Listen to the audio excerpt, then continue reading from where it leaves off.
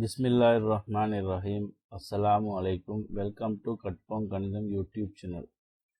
கட்போம் கணிதம் டுட்டோரியல் மூலம் இன்று நாம் பார்க்க போவது எண் வகைகளும் எண் கோலங்களும் எனும் பாடத்தில் முதன்மை எண்களும் சேர்த்தி எண்களும் ஆகும்.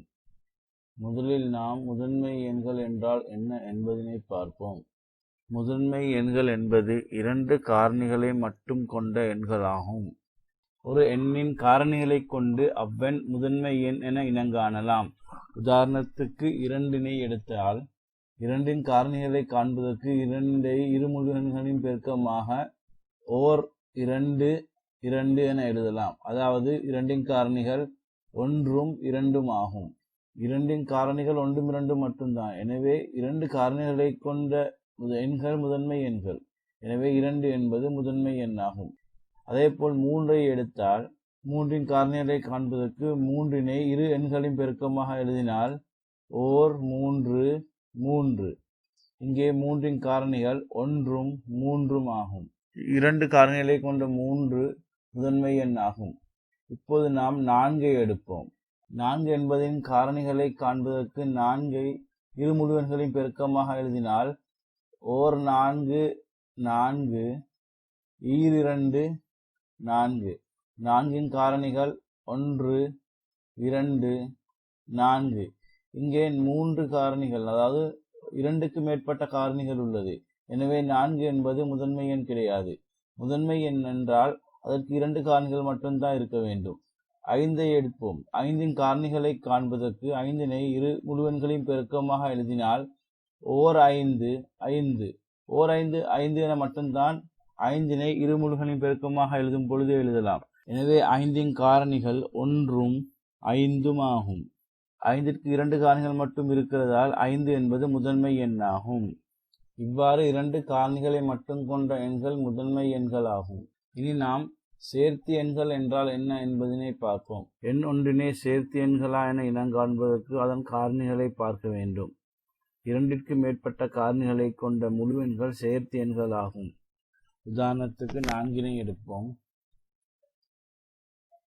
4இன் காரணிகளை காண்பதற்கு 4ஐ இரு முழு எண்களின் பெருக்கமாக எழுதினால் ஓர் 4 4 ஈர் 2 4.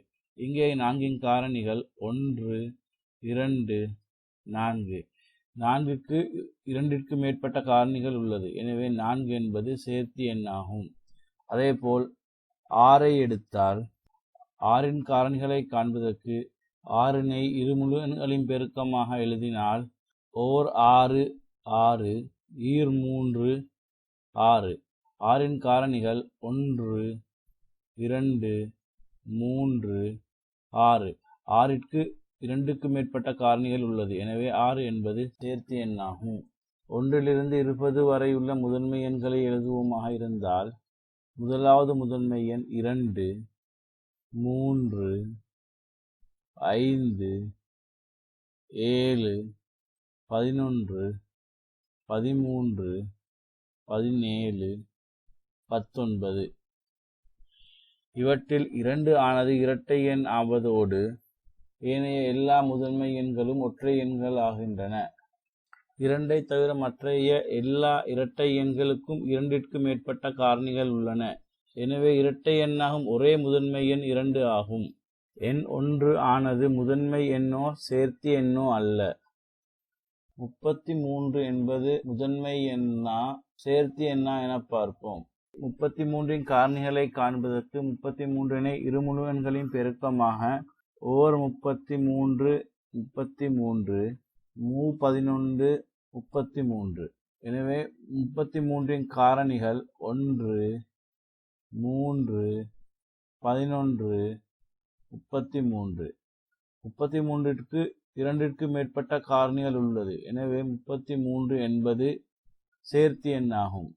37 என்பது முதன்மை எண்ணா சேர்த்தி எண்ணா என பார்ப்போம். 37இன் காரணிகளை காண்பதற்கு 37னை 2 முழு எண்களின் பெருக்கமாக எழுதினால் ஓர் 37 37.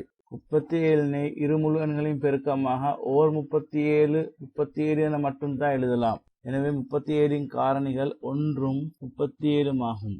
எனவே 37 என்பது முதன்மை எண்ணாகும்.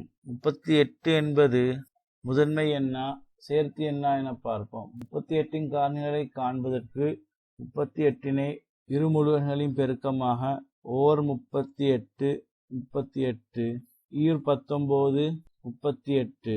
எனவே 38இன் காரணிகள் 1 2 19 38 ஆகும். 38ற்கு 2ற்கு மேற்பட்ட காரணிகள் உள்ளது. எனவே 38 என்பது சேர்த்து எண் ஆகும். முதன்மை எண் என்றால் அதற்கு 2 காரணிகள் மட்டும்தான் இருக்க வேண்டும். 2 காரணிகளை கொண்ட எண்கள் முதன்மை எண் எனவும் 2ற்கு மேற்பட்ட காரணிகளை கொண்ட எண்கள் சேர்த்து எண்கள் எனவும் பார்த்தோம். தரப்பட்டுள்ள இவ்வெண்களாகிய 32 37 39 41 51 53 ஆகிய எண்கள் முதன்மை எண்ணா அல்லது சேர்த்து எண்ணா என பார்ப்போம். முதலில் நாம் 32ஐ எடுத்தால் 32 சேர்த்து எண்ணா அல்லது முதன்மை எண்ணா என பார்ப்போம்.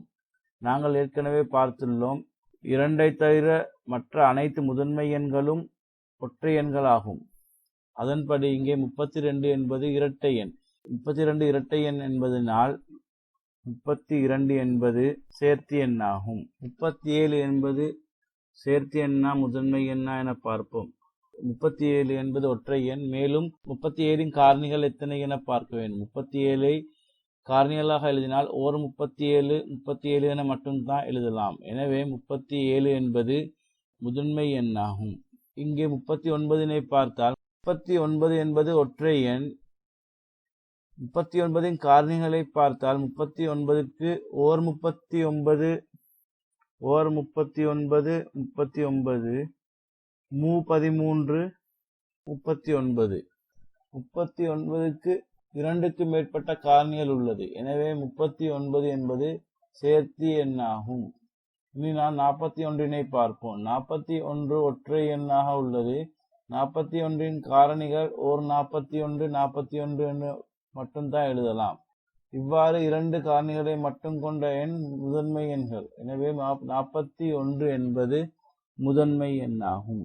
51னை எடுத்தால் 51இன் காரணிகளை எழுதினால் ஓர் 51 51இன் காரணிகள் 1 51 ஆகும்.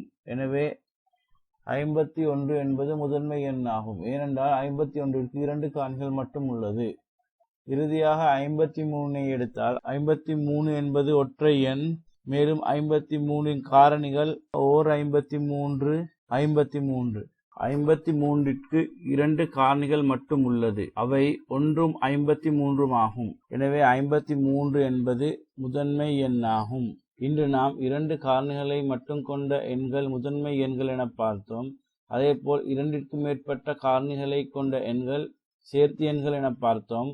2ஐ தவிர மற்ற அனைத்து முதன்மை எண்களும் ஒற்றை எண்கள் என பார்த்தோம். 2 என்பது இரட்டை எண் ஆவதோடு முதன்மை எண் ஆகும். மேலும் எண் 1 ஆனது முதன்மை எண்ணோ சேர்த்து எண்ணோ அல்ல என பார்த்தோம். இனி அடுத்து வரும் பகுதியில் சதுர எண்கள் என்றால் என்ன என்பதனையும் முக்கோண எண்கள் என்றால் என்ன என்பதனையும் பார்ப்போம்.